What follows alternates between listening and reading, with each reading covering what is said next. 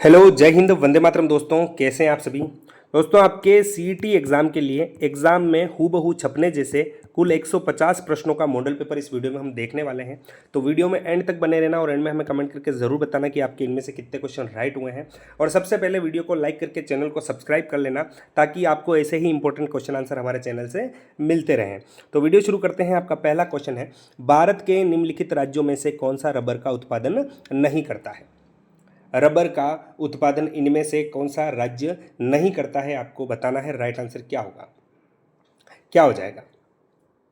तो कौन सा नहीं करता है आपका, तेलंगाना नहीं करता है। याद रखना है आपका कर्नाटक, केरल, तमिलनाडु, इसके साथ याद रखना है आपको त्रिपुरा, असम, ये सभी दोस्तों आपके रबर उत्पादक राज्य हैं। तो राइट आंसर क्या होगा, बी ऑप्शन। कौन सा लौह इस्पात संयंत्र ब्रिटिश तकनीकी सहायता से लगाया गया था। दोस्तों इंपॉर्टेंट क्वेश्चन सिलेक्ट किए हैं और आपके एग्जाम में हूबहू छपने जैसे हैं, तो एक भी क्वेश्चन को मिस मत करना। क्या हो जाएगा, ब्रिटिश तकनीकी सहायता से लगाया गया, कौन सा होगा। तो आपको याद रखना है दोस्तों, हिंदुस्तान स्टील लिमिटेड जो दुर्गापुर है, ये दोस्तों आपके ब्रिटिश तकनीकी सहायता से लगाया गया। दुर्गापुर कहाँ है आपका, तो दुर्गापुर आपको याद रखना है बंगाल में। इसकी स्थापना कब की गई, तो की गई 1957 में। नेक्स्ट क्वेश्चन है, निम्नलिखित में से कौन सी भू आकृति दर्रा न होकर पहाड़ी श्रृंखला है। दर्रा न होकर पहाड़ी श्रृंखला है, इनमें से कौन सा हो जाएगा। तो कौन सा है आपका, पश्चिमी घाट। क्या होगा, पश्चिमी घाट। डी ऑप्शन इसका इसमें राइट है। भारत का कौन सा राज्य जूट का सर्वाधिक उत्पादन करता है। जूट का सर्वाधिक उत्पादन करने वाला राज्य कौन सा हो जाएगा। तो कौन सा है दोस्तों आपका, पश्चिम बंगाल। ये दोस्तों भारत में जूट उत्पादन का लगभग 60% उत्पादन पश्चिम बंगाल करता है। भारत का कौन सा शहर सूती कपड़ों की राजधानी कोटनोपोलिस के रूप में प्रसिद्ध है। क्या हो जाएगा। तो भारत में सूती वस्त्र की राजधानी किसे कहा जाता है, आपके मुंबई को कहा जाता है। डी ऑप्शन हो जाएगा। नेपाल हिमालय किन के मध्य स्थित है। नेपाल हिमालय किसके मध्य है दोस्तों। तो ये दोस्तों आपकी काली तथा तीस्ता नदियों पर, काली तथा तीस्ता नदियों के मध्य है और लगभग 800 किलोमीटर में फैला हुआ है आपका नेपाल हिमालय। तो सी ऑप्शन राइट होगा। भारत में पाए जाने वाले अधिकांश लौह धातु किस किस्म का है।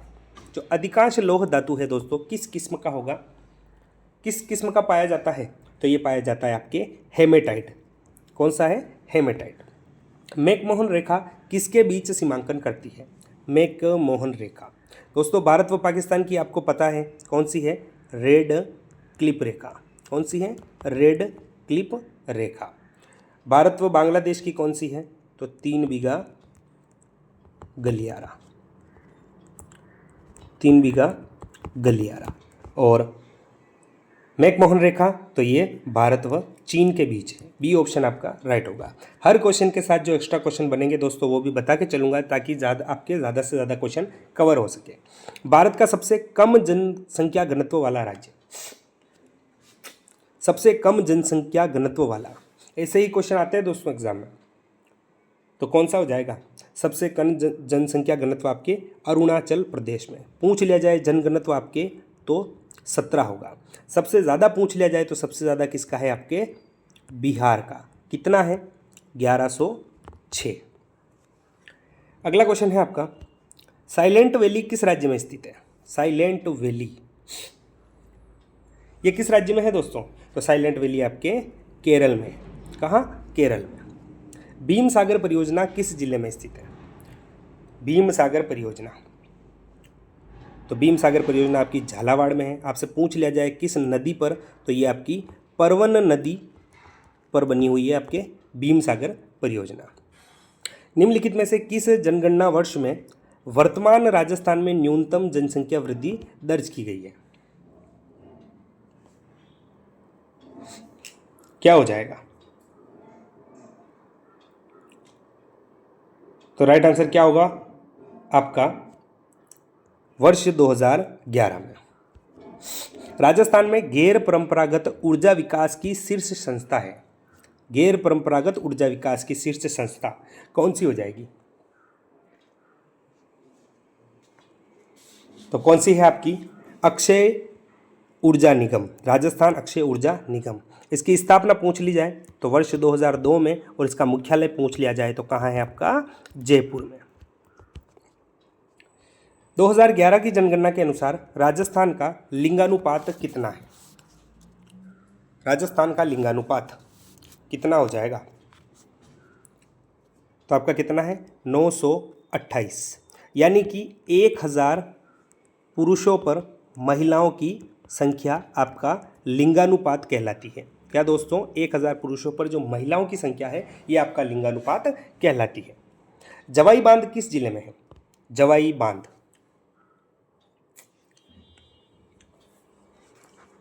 तो क्या हो जाएगा? तो जवाई बांध दोस्तों आपके पाली के सुमेरपुर में। कहाँ दोस्तों? पाली के सुमेरपुर में स्थित है। और किस नदी पर? ये आपकी जवाई नदी पर ही बना हुआ है आपका जवाई बांध।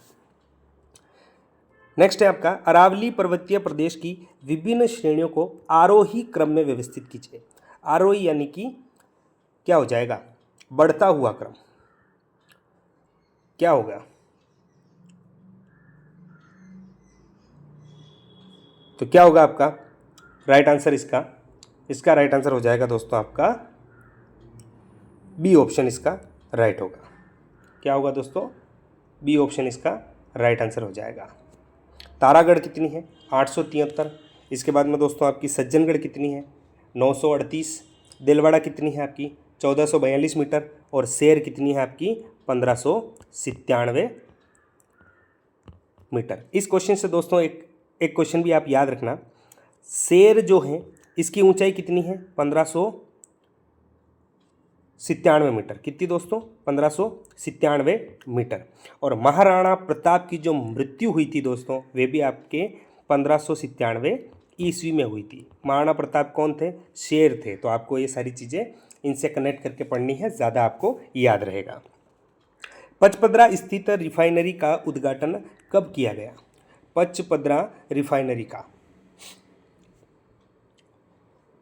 तो कब किया गया दोस्तों? ये किया गया आपका जनवरी 2018 में।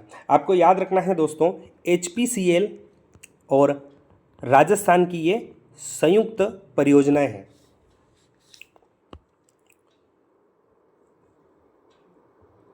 राजस्थान में सर्वश्रेष्ठ खाद्य नमक किस जिले से प्राप्त होता है? सर्वश्रेष्ठ खाद्य नमक तो किससे होता है? आपकी पचपदरा से, पचपदरा झील से। नेक्स्ट क्वेश्चन है आपका राजस्थान की जनसंख्या 2011 के संदर्भ में निम्नलिखित में से सर्वाधिक शिशु लिंगानुपात वाला जिला है। जनगणना 2011 है दोस्तों। जनगणना 2011 के अनुसार सर्वाधिक शिशु लिंगानुपात वाला जिला कौन सा होगा? तो सर्वाधिक शिशु लिंगानुपात वाला कौन सा है आपका? बांसवाड़ा। कितना है दोस्तों? तो 934 है। सबसे कम आपसे पूछ लिया जाए तो कब सबसे कम है आपका? झुंझुनू। कितना? 837। और राजस्थान का, पूरे राजस्थान का आपसे पूछ लिया जाए शिशु लिंगानुपात तो आपको याद रखना है 888। 888 दोस्तों राजस्थान का शिशु लिंगानुपात है वर्ष 2011 की जनगणना के अनुसार। राज्य में सफेद सीमेंट का कारखाना कहाँ स्थित है? सफेद सीमेंट का कारखाना क्या हो जाएगा? तो सफेद सीमेंट का कारखाना आपका घोटन नागौर में है। थार के मरुस्थल में ग्रीष्म ऋतु में चलने वाली गर्म हवा को क्या कहा जाता है? गर्मी में चलने वाली गर्म हवा थार के मरुस्थल में क्या कहलाती है दोस्तों? क्या कहलाती है? तो ये आपकी क्या कहलाती है? लू कहलाती है। क्या कहलाती है दोस्तों? लू। जयसमंद झील किस जिले में स्थित है? जयसमंद झील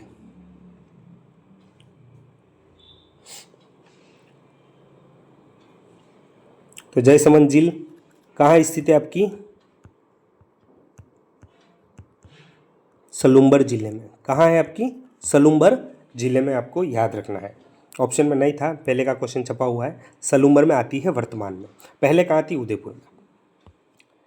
ओरई परियोजना किस जिले में स्थित है? ओरई परियोजना क्या हो जाएगा? तो ओरई परियोजना आपकी चित्तौड़गढ़ में है, डी ऑप्शन राइट होगा। राजस्थान की कुल अंतर्राष्ट्रीय सीमा की लंबाई कितनी है? अंतर्राष्ट्रीय सीमा की लंबाई, अंतर्राष्ट्रीय सीमा किसके साथ? पाकिस्तान के साथ बनाती है राजस्थान में, और कितनी है? 1070 किलोमीटर। लूणी की एकमात्र सहायक नदी कौन सी है जो अरावली की पहाड़ियों से नहीं निकलती है? अरावली की पहाड़ियों से नहीं निकलने वाली लूणी की सहायक नदी कौन सी हो जाएगी? तो कौन सी है आपकी? जोजड़ी। कौन सी होगी दोस्तों आपकी? जोजड़ी। आपसे पूछ लिया जाए दोस्तों, जोजड़ी का जो उद्गम है कहाँ से होता है, तो ये नागौर के पाडलू गांव से निकलती है। नागौर के पाडलू गांव से निकलती है आपकी जोजड़ी। जनगणना वर्ष 2011 के अनुसार राजस्थान में जनसंख्या घनत्व है कितना है दोस्तों? तो ये है आपका 200 व्यक्ति पर प्रति वर्ग किलोमीटर। कितना है? 200 व्यक्ति प्रति वर्ग किलोमीटर। राज्य में 7 रंगों वाला मार्बल कहाँ पाया जाता है? 7 रंगों वाला मार्बल तो कहाँ पाया जाता है? खादरा गांव पाली में। नेक्स्ट है आपका गरड़दा सिंचाई परियोजना कौन से जिले में स्थित है? गरड़दा सिंचाई परियोजना तो ये कहाँ है आपकी? बूंदी में है। कौन सा युग्मन सुमेलित नहीं है? नदी और सहायक नदियाँ दे रखी है, कौन सी सुमेलित सही नहीं है इनमें से बताना है आपको। तो चंबल का पार्वती दे रखा है, चंबल की पार्वती सहायक नदी है। माही जाखम है, बिल्कुल सही है। लूणी की सुकड़ी नदी है, बिल्कुल सही है। बनास की मेज दे रखा है, गलत हो जाएगा दोस्तों। बनास की सहायक नदियाँ कौन कौन सी आपकी? बेड़च है, कोठारी है, खारी है, मैनाल है। मेज बनास की नहीं है, तो डी ऑप्शन आपका इसमें राइट होगा। सुमेलित कौन सा नहीं है? D option. मावठ वर्षा जिनसे होती है वह है मावठ। राजस्थान में सर्दियों में होने वाली वर्षा है, उसे मावठ कहा जाता है। और ये किसकी वजह से होती है? तो ये दोस्तों आपके पश्चिमी विक्षोभ के कारण। अगले क्वेश्चन की तरफ चलते हैं। अगला क्वेश्चन है आपका डायबिटीज़ इंसिपिड्स वाले व्यक्ति को प्राय प्यास लगती है। डायबिटीज़ इंसिपिड्स वाला व्यक्ति वेसोप्रेसिन के अतिशय स्राव से ग्रस्त रहता है। कौन सा सही है दोस्तों? इनमें से आपको बताना।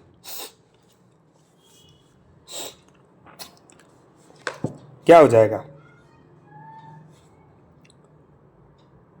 तो राइट आंसर क्या होगा आपका? ए सही है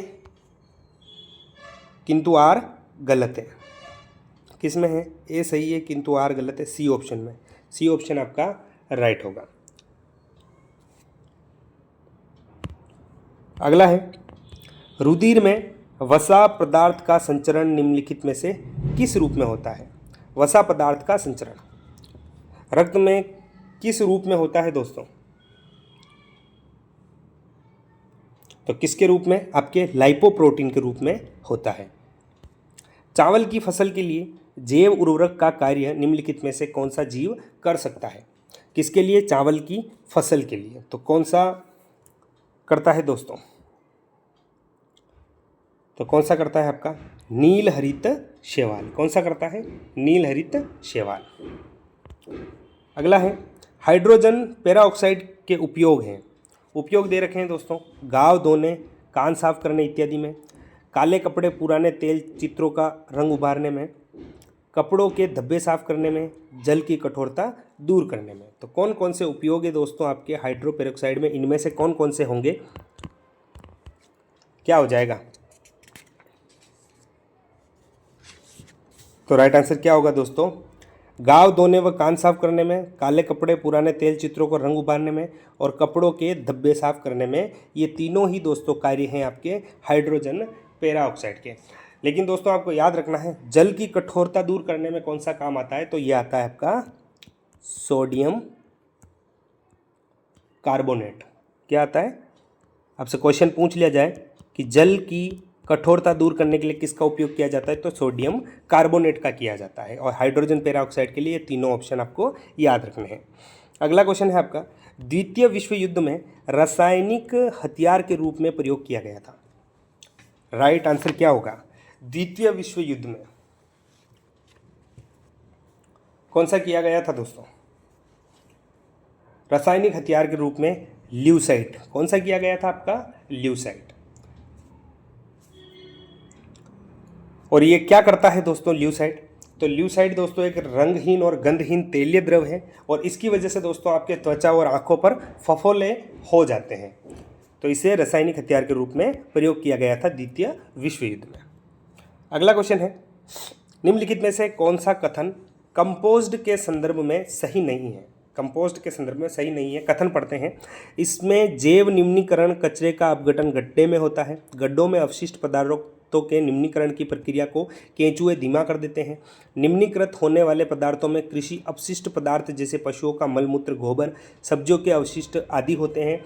इसमें कार्बनिक पदार्थ तथा पोषक तत्व अधिक मात्रा में होते हैं। तो इनमें कौन सा सही नहीं है ये बताना है आपको। तो कौन सा सही नहीं है, तो दोस्तों जो दूसरा ऑप्शन दे रखा है बी ऑप्शन, गड्ढों में अवशिष्ट पदार्थों के निम्नीकरण की प्रक्रिया को धीमा कर देते हैं, नहीं, केंचुए इसे तेज करते हैं। अवशिष्ट पदार्थों के निम्नीकरण की प्रक्रिया को केंचुए क्या करते हैं, तेज करते हैं।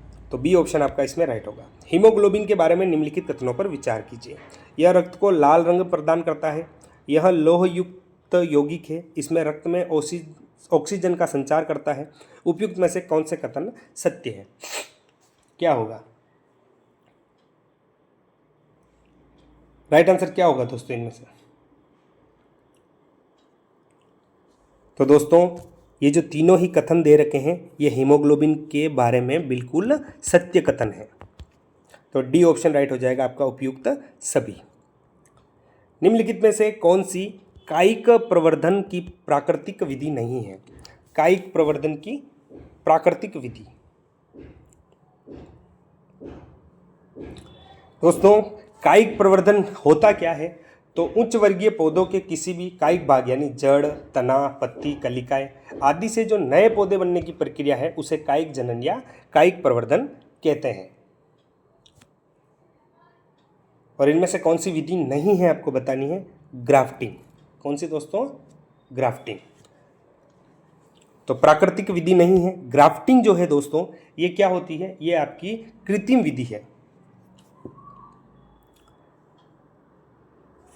नेक्स्ट क्वेश्चन है आपका, हाइपरमेट्रोपिया के निवारण हेतु निम्नलिखित में से किस लेंस का उपयोग किया जाता है। हाइपरमेट्रोपिया याद रखना है दोस्तों, इसे क्या कहता, क्या नाम है, इसे क्या कहा जाता है, दूर दृष्टि दोष। याद रखना है हाइपरमेट्रोपिया यानी क्या कहलाता है आपका, दूर दृष्टि दोष। अब आंसर कीजिए दोस्तों, इसका किस लेंस का उपयोग किया जाता है दूर दृष्टि दोष को दूर करने में। तो इसमें दोस्तों आपके उत्तल लेंस का प्रयोग किया जाता है। किसका दोस्तों, उत्तल लेंस का। निम्नलिखित में से गतिज ऊर्जा का उदाहरण नहीं है। गतिज ऊर्जा का उदाहरण इनमें से कौन सा नहीं है,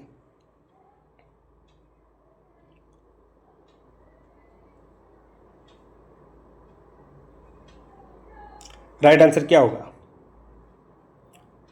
तो घड़ी की चाबी भरने पर संचित ऊर्जा, ये आपके गतिज ऊर्जा का उदाहरण नहीं है। गतिज ऊर्जा में दोस्तों जो गति के साथ ऊर्जा उत्पन्न होती है, बहते हुए जल की ऊर्जा, धनुष से निकले हुए तीर की ऊर्जा, बंदूक से निकली गोली की ऊर्जा, ये सभी आपके गतिज ऊर्जा के उदाहरण है। तो कौन सा नहीं है, डी ऑप्शन आपका राइट होगा। डेटा प्रोसेसिंग का मुख्य उद्देश्य है।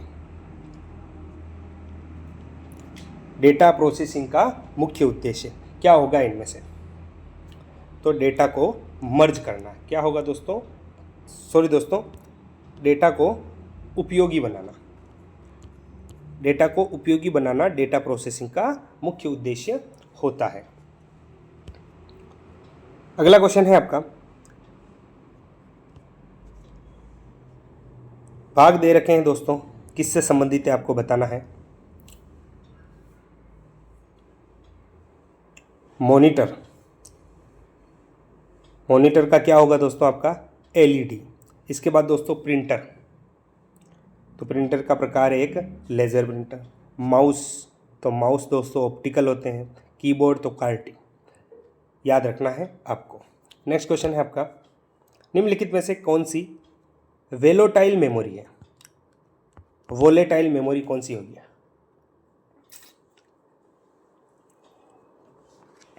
राइट आंसर क्या होगा, तो दोस्तों रैम और ये जो कैश मेमोरी है, ये दोनों ही दोस्तों वोलेटाइल मेमोरी होती है।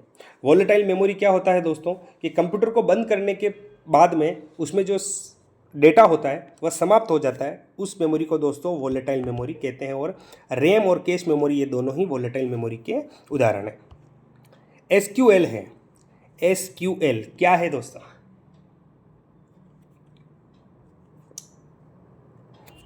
क्या है, तो ये एक डेटाबेस लैंग्वेज है। एसक्यूएल का पूरा नाम आपसे पूछ लिया जाए तो याद रखना है आपको, स्ट्रक्चर्ड क्वेरी लैंग्वेज। क्या है दोस्तों, स्ट्रक्चर्ड क्वेरी लैंग्वेज। बैंकिंग में ईसीएस है, बैंकिंग में ईसीएस, ईसीएस क्या होता है दोस्तों, तो ईसीएस का पूरा नाम क्या होता है, ईसीएस का पूरा हो जाएगा आपका इलेक्ट्रॉनिक क्लियरिंग सर्विस। क्या होता है दोस्तों, electronic clearing service. Mahavir Swami द्वारा जैन धर्म में जोड़ा गया पांचवा व्रत कौन सा था, पांचवा व्रत कौन सा था दोस्तों,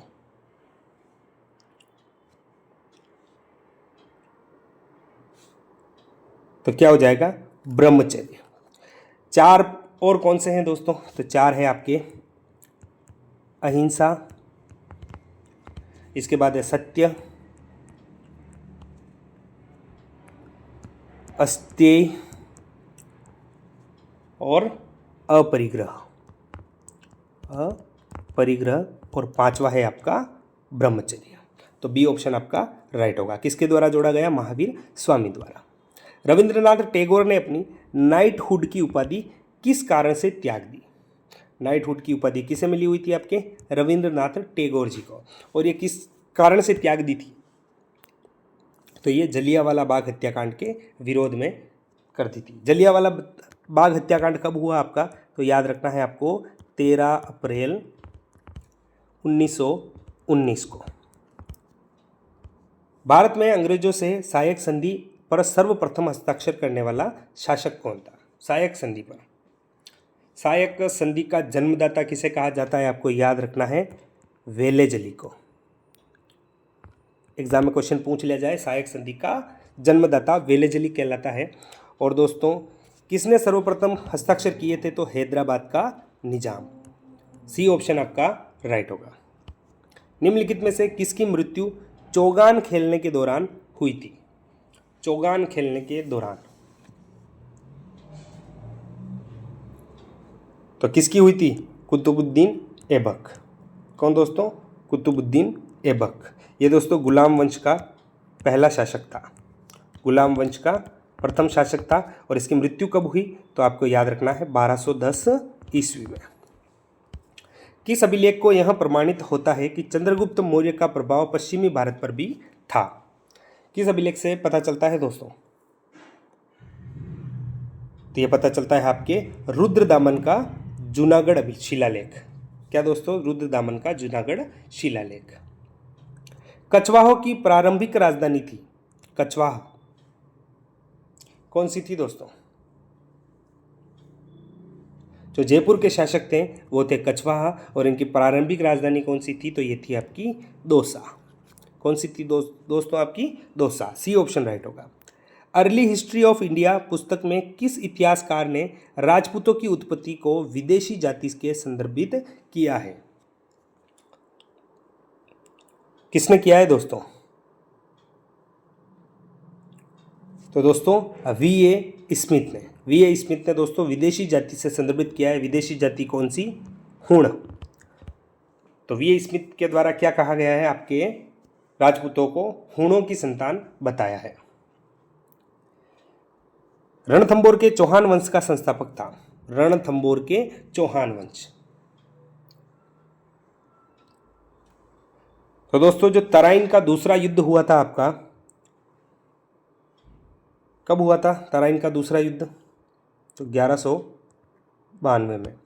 इसके बाद दोस्तों जो पृथ्वीराज तृतीय के पुत्र थे गोविंदराज चौहान, कौन दोस्तों? गोविंदराज चौहान। इन्होंने 1194 में रणथंभौर में चौहान वंश की स्थापना की थी। तो आपको याद रखना है, रणथंभौर के चौहान वंश का संस्थापक गोविंदराज चौहान था। राजस्थान में 1857 की क्रांति में सबसे कम उम्र में शहीद होने वाला क्रांतिकारी कौन था? 1857 की क्रांति में सबसे कम उम्र में शहीद होने वाला क्रांतिकारी कौन था? तो ये था दोस्तों आपका हेमू कालाणी। कौन था दोस्तों? हेमू कालाणी। मेवाड़ शासक बप्पा रावल का मूल नाम क्या था? मेवाड़ के गुहिल वंश के संस्थापक, वास्तविक संस्थापक जिन्हें कहा जाता है दोस्तों, तो इनका मूल नाम क्या था? काल भोज। सी ऑप्शन आपका राइट होगा। आदिवासियों का मसीहा या बावजी किसे कहा जाता है? आदिवासियों का मसीहा या बावजी।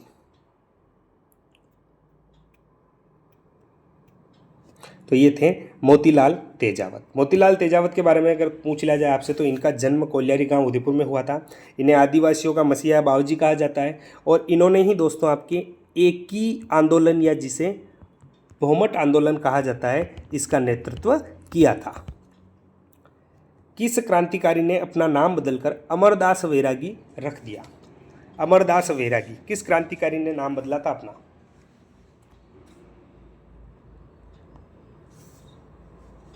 तो ये थे जोरावर सिंह बारहट। राजपूताना शब्द का प्रयोग सर्वप्रथम किसने किया? राजपूताना शब्द का सर्वप्रथम प्रयोग करने वाले जॉर्ज थॉमस थे। कब किया? 1800 ईस्वी में। बाबरू शिलालेख को सर्वप्रथम किसके द्वारा खोजा गया? बाबरू शिलालेख। बाबरू शिलालेख कहाँ से प्राप्त हुआ है दोस्तों? आपके बेराट से। कहाँ से? बेराट से। और ये किसके द्वारा खोजा गया था? तो ये खोजा गया था आपके कैप्टन बर्ट द्वारा। किसके द्वारा? कैप्टन बर्ट द्वारा। और दोस्तों इसे सबसे पहले पढ़ने का प्रयास किसके द्वारा किया गया? तो जेम्स प्रिंसेप द्वारा पढ़ने का प्रयास किया गया। राइट आंसर आपका डी होगा। आदिवराह व प्रभास जैसी उपाधियां निम्नलिखित में से किस प्रतिहार शासक ने धारण की थी? आदिवराह और प्रभास, कौन सा प्रतिहार शासक था दोस्तों? तो ये था आपका मिहिर भोज प्रथम। ए ऑप्शन राइट होगा। राजस्थान में निर्मित अंतिम दुर्ग कौन सा है? बहुत ही इंपॉर्टेंट क्वेश्चन है दोस्तों। राजस्थान में निर्मित अंतिम दुर्ग कौन सा हो जाएगा?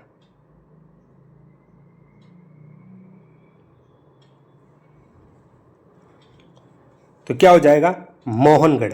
ये दोस्तों आपका राजस्थान नहीं बल्कि पूरे भारत का अंतिम दुर्ग होगा। भारत का अंतिम दुर्ग है। राजस्थान का तो है ही, लेकिन पूरे भारत में भी सबसे अंतिम में कौन सा दुर्ग बना है आपका? मोहनगढ़ दुर्ग बना था। और किसके द्वारा बनवाया गया? तो जैसलमेर के शासक थे जवार सिंह, इनके द्वारा बनवाया गया था आपका मोहनगढ़। निम्नलिखित कथनों पर विचार करते हुए सही कथन का चयन कीजिए। मारवाड़ी शब्द का प्रयोग भाषा के संदर्भ में सर्वप्रथम उल्लेख आईने अकबरी में मिलता है। राजस्थानी शब्द का प्रयोग भाषा के संदर्भ में सर्वप्रथम कर्नल जेम्स टोड ने किया था। कौन कौन से कथन सत्य हैं दोस्तों आपको बताना है। राइट आंसर क्या होगा?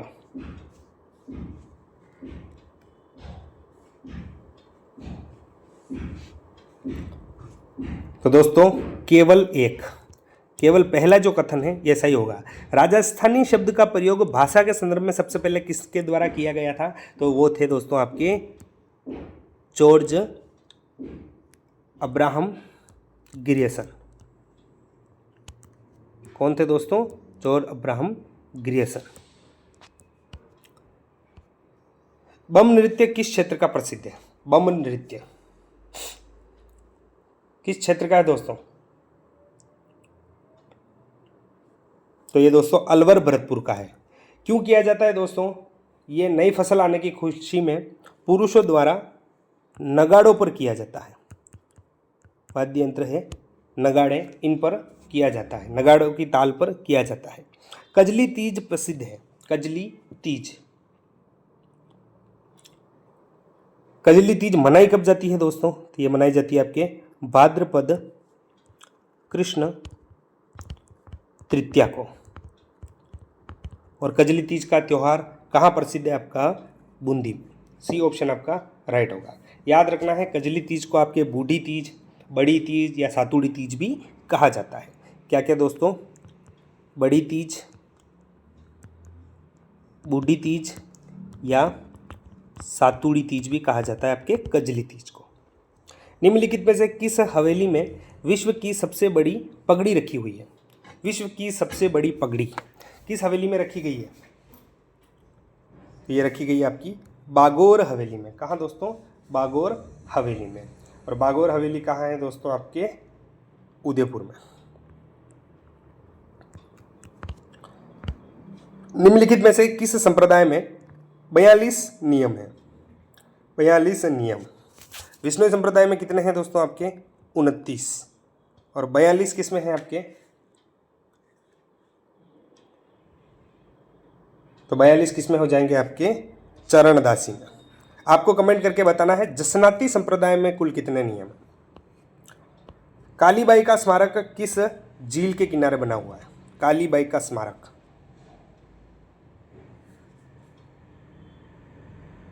तो ये आपका गेप सागर के किनारे बना हुआ है। और गेप सागर कहाँ है? आपकी डूंगरपुर में। किराड़ू मंदिर के संदर्भ में कौन सा कथन असत्य है? द्रविड़ शैली में निर्मित यह मंदिर नाकोड़ा गांव बाड़मेर में है। यहाँ पर कुल 5 मंदिरों का समूह है। इसे राजस्थान का खजुराहो कहते हैं। यहाँ सबसे प्रमुख मंदिर सोमेश्वर मंदिर है। तो कौन सा कथन असत्य है आपको बताना है? किराड़ू का मंदिर। तो जो पहला ही ऑप्शन है दोस्तों ये गलत हो जाएगा। यह द्रविड़ शैली में निर्मित मंदिर है, लेकिन ये नाकोड़ा गांव में नहीं है दोस्तों, ये आपका हाथमा गांव में है। कहाँ दोस्तों? हाथमा गांव में बना हुआ है। निम्नलिखित में से किस देवी का गीत सबसे लंबा है? किस देवी का गीत सबसे लंबा है दोस्तों?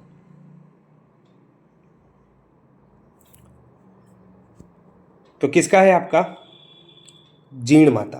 किसका? जीण माता। जीण माता का गीत सबसे लंबा है। शास्त्रीय संगीत और उनसे संबंधित दे रखा है, बताना है दोस्तों आपको। सॉरी दोस्तों, शास्त्रीय संगीत ये किससे संबंधित है? तो क्या हो जाएगा? पंडित भीमसेन जोशी।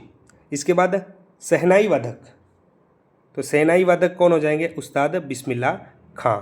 इसके बाद तबला वादक, तो तबला वादक थे आपके उस्ताद जाकिर हुसैन। और बांसुरी वादक आपके हरिप्रसाद चौरसिया हो जाएंगे।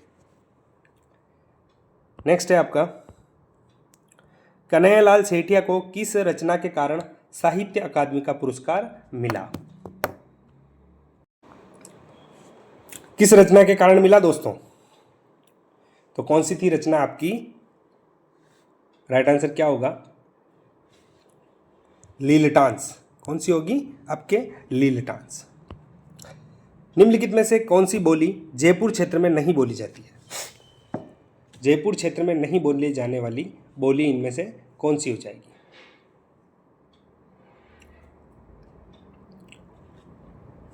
तो आपके खेराड़ी बोली।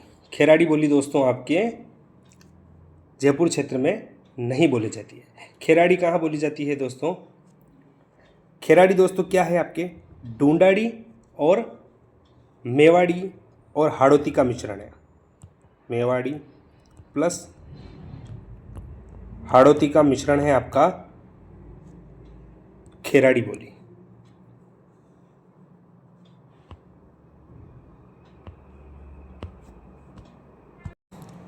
नेक्स्ट क्वेश्चन है आपका बवाई लोकनाट्य के संदर्भ में कौन सा कथन असत्य है? बवाई लोकनाट्य के संदर्भ में कथन पढ़ते हैं दोस्तों। यह मूलतः गुजरात का लोकनाट्य है। यह लोकनाट्य भवाई जाति के लोगों द्वारा किया जाता है। यह एक व्यावसायिक लोकनाट्य है। भवाई नाट्य के प्रवर्तक उदयपुर के सांगीलाल सागड़िया है। क्या हो जाएगा? राइट आंसर क्या होगा? तो दोस्तों असत्य कौन सा हो जाएगा आपका? डी ऑप्शन आपका राइट होगा। भवाई नाट्य के जो प्रवर्तक हैं किन्हें माना जाता है? नागोजी या बागोजी जाट को। किसे? बागोजी जाट को माना जाता है आपके भवाई नाट्य का प्रवर्तक। बच्छावतो रामपुरिया, गुलेछा व सेठिया की हवेलियाँ के लिए प्रसिद्ध जिला है। किसके लिए? बच्छावतो की हवेलियाँ, रामपुरिया की हवेलियाँ, गुलेछा की हवेलियाँ, सेठियों की हवेलियाँ, इसके लिए प्रसिद्ध जिला कौन सा हो जाएगा? तो कौन सा है आपका? बीकानेर। निम्नलिखित में से कौन सा दुर्ग यूनेस्को की विश्व विरासत सूची में शामिल नहीं है? तो कौन सा शामिल नहीं है दोस्तों, आपको बताना है। तो आपका मेहरानगढ़ दुर्ग। दोस्तों यूनेस्को की विश्व विरासत सूची में राजस्थान के 6 दुर्ग शामिल है। इसके लिए आपको एक ट्रिक याद रखनी है। चीकू, गाजर, आम। ची से चित्तौड़गढ़, कू से कुंभलगढ़, गा से गागरोन, ज से जैसलमेर, र से रणथंभौर और आम से आमेर। ये 6 दुर्ग आपको याद रखने हैं। बृहदेश्वर मंदिर निम्नलिखित में से किस राज्य में स्थित है? बृहदेश्वर मंदिर किस राज्य में स्थित है दोस्तों? तो ये आपका तमिलनाडु में हो जाएगा। झांसी के दुर्ग का निर्माण किस शासक द्वारा करवाया गया? झांसी के दुर्ग का निर्माण, तो ये राजा बीर सिंह जूदेव। कौन थे दोस्तों? राजा बीर सिंह जूदेव, इनके द्वारा करवाया गया। एलिफेंटा की गुफाओं में विशेष रूप से किसका मंदिर प्रसिद्ध है? किसका मंदिर प्रसिद्ध है दोस्तों? एलिफेंटा की गुफाओं में। एलिफेंटा की गुफाएं कहाँ हैं दोस्तों? तो ये मुंबई के एलिफेंटा द्वीप पर हैं और इसमें आपका शिव मंदिर प्रसिद्ध है। आगरा का ताजमहल का निर्माण कब करवाया गया? ताजमहल कहाँ है आपका? आगरा में। और इसका निर्माण कब करवाया गया? तो 1632 में करवाया गया। किसके द्वारा करवाया गया? तो किसके द्वारा करवाया गया आप सभी को पता है, शाहजहां द्वारा। लोहड़ी त्योहार मुख्य रूप से किस राज्य से संबंधित है? लोहड़ी त्योहार तो किस राज्य से संबंधित है आपका लोहड़ी त्योहार? तो ये संबंधित है आपका पंजाब से। कौन सा दोस्तों? पंजाब। नेक्स्ट क्वेश्चन है आपका, निम्नलिखित में से किस समिति ने भारतीय संविधान में मौलिक कर्तव्यों को समाविष्ट करने की संस्तुति की थी? तो कौन सी समिति थी आपकी? ये थी आपकी स्वर्ण सिंह समिति। संविधान के किस अनुच्छेद के अंतर्गत 6 वर्ष से 14 वर्ष के बच्चों की शिक्षा मौलिक अधिकार बन गई? तो दोस्तों आपका संविधान संशोधन हुआ था 86वां संविधान संशोधन हुआ था कब? 2002 में। और इसमें दोस्तों अनुच्छेद जोड़ा गया, अनुच्छेद 21A। इसके अनुसार दोस्तों आपके 6 वर्ष से 14 वर्ष के बच्चों की शिक्षा मौलिक अधिकार बन गई। निम्नलिखित में से कौन से वर्ष में राजस्थान विधानसभा की संख्या बढ़ाकर 184 की गई? वर्तमान में विधानसभा सदस्य कितने हैं दोस्तों आपके? कुल 200। और किस समय दोस्तों 184 की गई थी? तो कब की गई थी आपके? 1967 में। वर्तमान में कितनी है? 200, याद रखना है। राज्य मानवाधिकार आयोग के अध्यक्ष व सदस्यों को पद से हटाया जा सकता है यदि वह मानसिक व शारीरिक कारणों से कार्य करने में असमर्थ हो, यदि वह न्यायालय द्वारा किसी अपराध का दोषी ठहराया जाता हो या न्यायालय के द्वारा उसे कारावास की सजा सुनाई गई हो। तो कौन सा कथन सत्य है दोस्तों, इनमें से बताना है आपको। तो दोस्तों ए और बी दोनों ही इसमें आपके सही हो जाएंगे। राजस्थान के प्रथम अनुसूचित जाति से आने वाले मुख्य सचिव हैं। अनुसूचित जाति से SC के मुख्य सचिव, अनुसूचित जाति यानी SC, शेड्यूल कास्ट के, तो कौन थे आपके? निरंजन कुमार आर्य। निम्नलिखित में से किसके द्वारा विधान परिषद की अध्यक्षता की जाती है? विधान परिषद की अध्यक्षता किसके द्वारा की जाती है? तो दोस्तों इनमें से कोई नहीं। कौन दोस्तों? इनमें से कोई नहीं। विधान परिषद की जो अध्यक्षता है वो किसके द्वारा की जाती है? विधान परिषद के सभापति द्वारा। विधान परिषद का जो सभापति होता है उसके द्वारा विधान परिषद की अध्यक्षता की जाती है। तो इनमें से कोई नहीं, डी ऑप्शन राइट होगा। निम्नलिखित कथनों में से असत्य कथन का चयन कीजिए। उच्च न्यायालय का न्यायाधीश सेवानिवृत्त के बाद उन उच्च न्यायालयों में अधिवक्ता के रूप में सेवा नहीं दे सकते जहां उन्होंने न्यायाधीश के रूप में सेवा दी है। न्यायाधीश सेवानिवृत्ति के बाद चुनाव नहीं लड़ सकते हैं। तो कौन कौन सा होगा इनमें से? असत्य। तो असत्य केवल बी हो जाएगा। सेवानिवृत्त के बाद भी चुनाव लड़ सकते हैं, बी ऑप्शन आपका केवल बी असत्य दे रखा है। लोकपाल व लोकायुक्त शब्द किसके द्वारा पेश किया गया? तो किसके द्वारा किया गया? ये किया गया आपके डॉक्टर एम.एल. सिंघवी द्वारा। किसके द्वारा? एम.एल. सिंघवी द्वारा।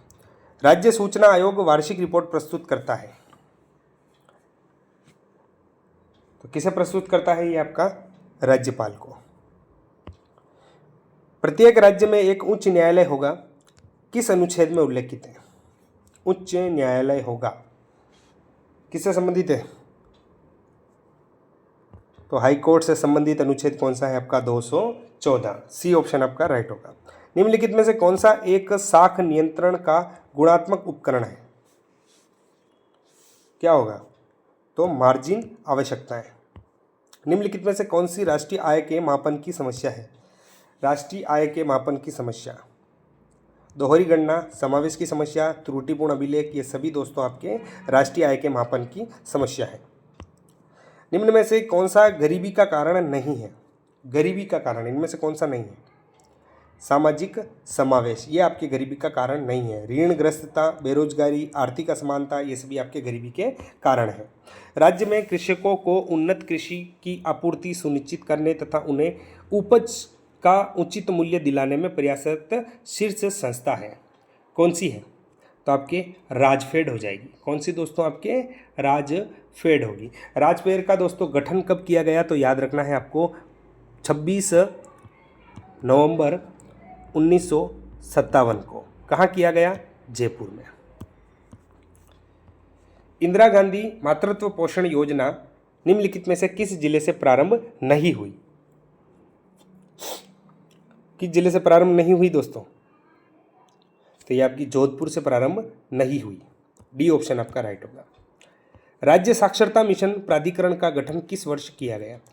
राज्य साक्षरता मिशन प्राधिकरण का तो किस वर्ष किया गया दोस्तों? ये 1988 में किया गया। राष्ट्रीय आयुष मिशन कार्यालय की स्थापना राजस्थान में कहाँ की गई? किसकी दोस्तों? राष्ट्रीय आयुष मिशन कार्यालय की। तो कहाँ की गई? ये की गई आपकी जयपुर में।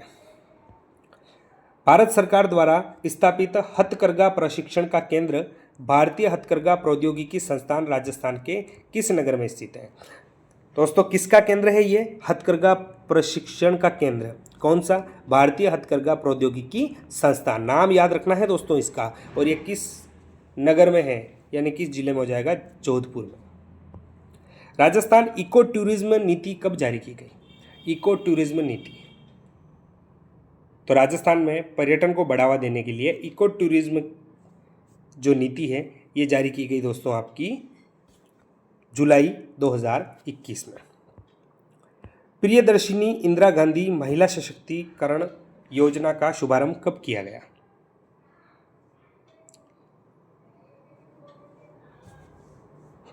तो ये कब किया गया दोस्तों? दिसंबर 2019 में। किसके द्वारा? मुख्यमंत्री अशोक गहलोत द्वारा। हाल ही में किस देश के राजदूत एरिक गारसेटी ने जैसलमेर की राजकुमारी रत्नावली स्कूल का भ्रमण किया? जैसलमेर की राजकुमारी रत्नावली स्कूल का भ्रमण किसके द्वारा किया गया? राजदूत एरिक गारसेटी। और किस देश के थे? तो किस देश के राजदूत थे ये? अमेरिका के। हाल ही में महाजन में आयोजित भारत जापान संयुक्त युद्धाभ्यास का नाम है। महाजन कहाँ है आपका? बीकानेर में। और कौन सा हो जाएगा आपका? धर्म गार्जियन। धर्म गार्जियन का कौन सा संस्करण? तो 5वां संस्करण था। और किन किन के बीच? भारत व जापान के बीच का संयुक्त युद्धाभ्यास था। नेक्स्ट है आपका, हाल ही में विधानसभा अध्यक्ष वासुदेव देवनानी द्वारा साइंस पार्क की आधारशिला रखी गई है। विधानसभा के अध्यक्ष कौन है दोस्तों वर्तमान में? आपके वासुदेव देवनानी। और इनके द्वारा साइंस पार्क की आधारशिला कहाँ रखी गई? तो ये रखी गई आपकी अजमेर में। हाल ही में किसे राजस्थान विरासत संरक्षण एवं संवर्धन प्राधिकरण का अध्यक्ष नियुक्त किया है? किसे किया गया है दोस्तों?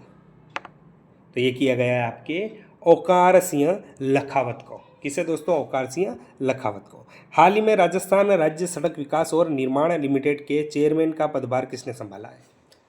दोस्तों इसमें से आपके एग्जाम में क्वेश्चन जरूर देखने को मिलेंगे। राज्य सड़क विकास और निर्माण लिमिटेड के चेयरमैन तो किसे? दिया कुमारी ने संभाला है। हाल ही में शुरू की गई मुख्यमंत्री आयुष्मान दुर्घटना बीमा योजना में किन दुर्घटनाओं को पहली बार शामिल किया गया है? तो कृषि कार्य व बिजली हादसे, इनको भी शामिल किया गया है। हाल ही में आयुष्मान भारत कार्ड ई-KYC में राज्य में कौन सा जिला प्रथम स्थान पर रहा है?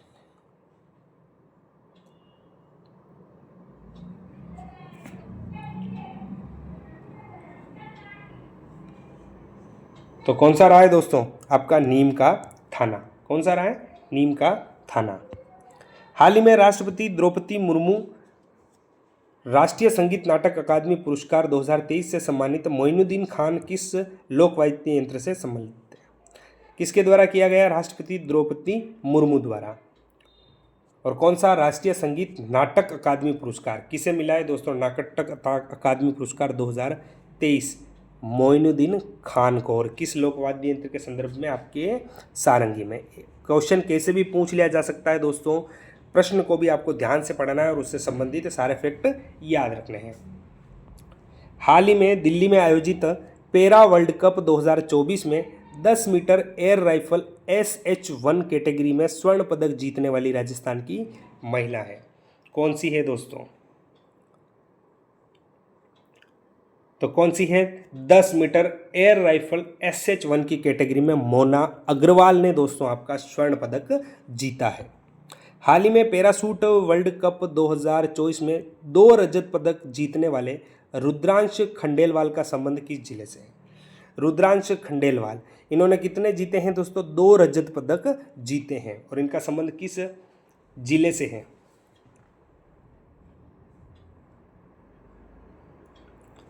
तो किस जिले से? आपके भरतपुर से। इन्होंने दोस्तों SH4 और SH1 कैटेगरी में जीता है। हाल ही में किसे उद्योग संवर्धन और आंतरिक व्यापार विभाग की नए निदेशक के रूप में नियुक्त किया है?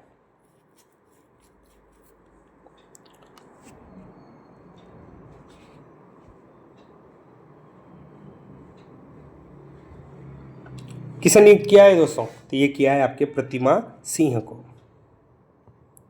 हाल ही में भारत और भूटान के बीच 5वीं संयुक्त शुल्क समूह की बैठक कहाँ आयोजित की गई? संयुक्त सीमा शुल्क समूह, इसकी बैठक कहाँ आयोजित की गई दोस्तों? तो ये की गई थी आपकी लेह में। हाल ही में किंग चार्ल्स तृतीय द्वारा मानद नाइटहुड प्राप्त करने वाले पहले भारतीय नागरिक कौन बन गए हैं?